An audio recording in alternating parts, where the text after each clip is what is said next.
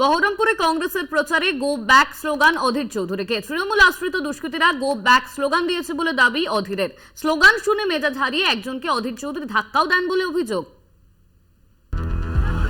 চৈত্র সংক্রান্তির সকাল, বহরমপুর শহরে কংগ্রেসের প্রচার, রাস্তায় খোদ অধীর চৌধুরী, তাতেও তাল কাটল। বহরমপুরের 5 বারের সাংসদ অধীর চৌধুরীকে গো ব্যাক স্লোগান এক যুবকের।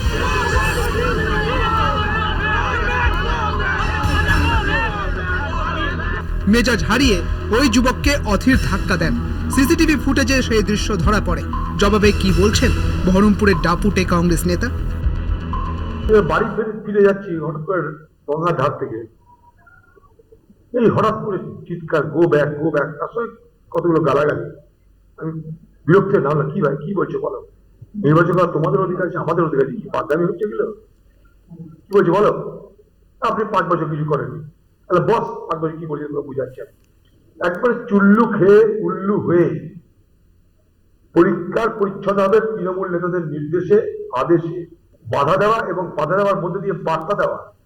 অধীর চৌধুরী যে সাধারণ মানুষকে চর মেরেছেন প্রচারে বেরিয়ে, এটাতেই বোঝা যাচ্ছে তিনি কতখানি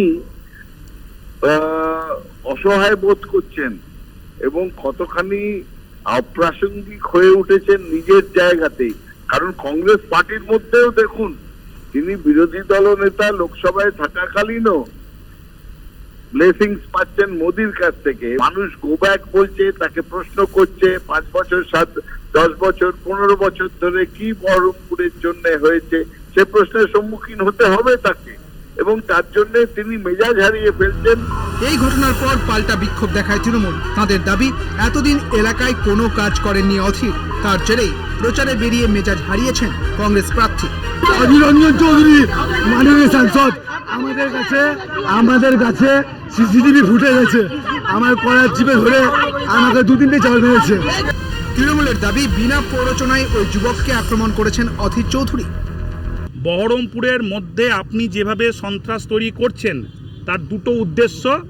একটা হচ্ছে থ্রেট পারসেপশন তৈরি করে ভোটটাকে সংগ্রহ করা, অন্যদিকে বহরমপুরে ব্যবসাদারদের ওপর এই থ্রেট পারসেপশন তৈরি করে কিছু ওর জেলা চামুন্ডা আছে পয়সা কালেকশন করা, দিয়ে পরে হেরে গিয়ে অন্য পার্টিতে ডিগবাজি মারা, যেটা ওর আগে আরএসপি করতো, নকশাল করতো, রামবাবু ফরওয়ার্ড ব্লক করতো, এটা ওর রক্তের চরিত্রের মধ্যে আছে। আপনারা কি নির্বাচন কমিশনকে অভিযোগ করছেন? হ্যাঁ, ডেফিনেটলি অভিযোগ করেছি। এলাকাবাসীর দাবি, নিরাপত্তা রক্ষী নিয়ে ঘুরে এলাকায় সন্ত্রাস তৈরির চেষ্টা করছেন অধীর চৌধুরী। বহরমপুর থেকে কল্যাণ চন্দ্রের রিপোর্ট, কলকাতা টিভি।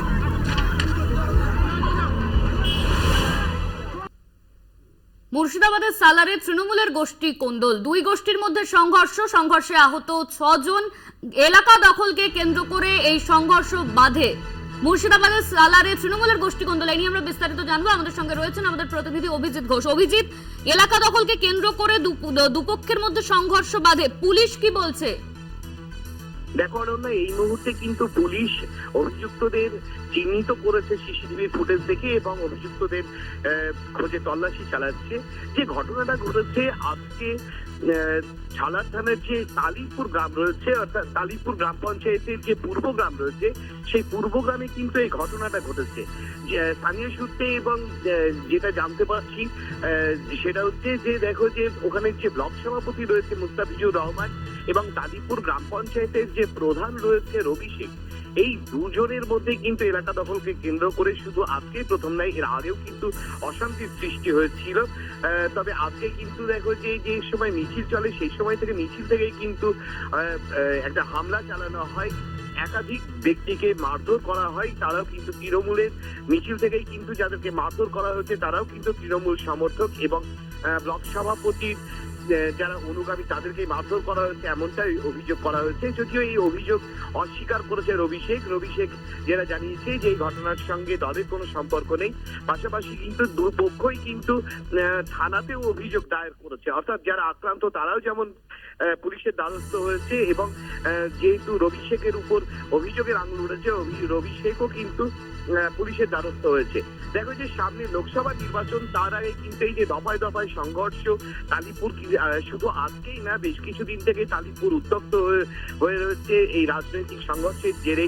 এর আগেও কিন্তু প্রায় মাসখানেক আগে এইরকমই একটা ঘটনার জেরে কিন্তু একজনকে মৃত্যুর মুখে ঢলে পড়তে হয়েছিল। ফলে সব মিলিয়ে কিন্তু এলাকার মানুষ আতঙ্কে রয়েছে। পুলিশ যদিও অভিযুক্তদের খোঁজে তল্লাশি চালাচ্ছে, তবে রাজনৈতিক যে কোন্দল চলছে তার যাতে নিষ্কৃতি পায় সাধারণ মানুষ, সেই জন্য কিন্তু সাধারণ মানুষও পুলিশের কাছে আবেদন জানাচ্ছে। ইতিমধ্যে অভিযুক্তদের যেমন খোঁজে তল্লাশি চালাচ্ছে, পুলিশও কিন্তু দেখো সিসিটিভি একদমই অভিযোগ, তুমি ঠিক যেমনটা জানাচ্ছিলে, অভিযুক্তদের খোঁজে তল্লাশি চালাচ্ছে পুলিশ। ধন্যবাদ, তুমি আমাদের সঙ্গে ছিলেন আমাদের প্রতিনিধি অভিজিৎ ঘোষ।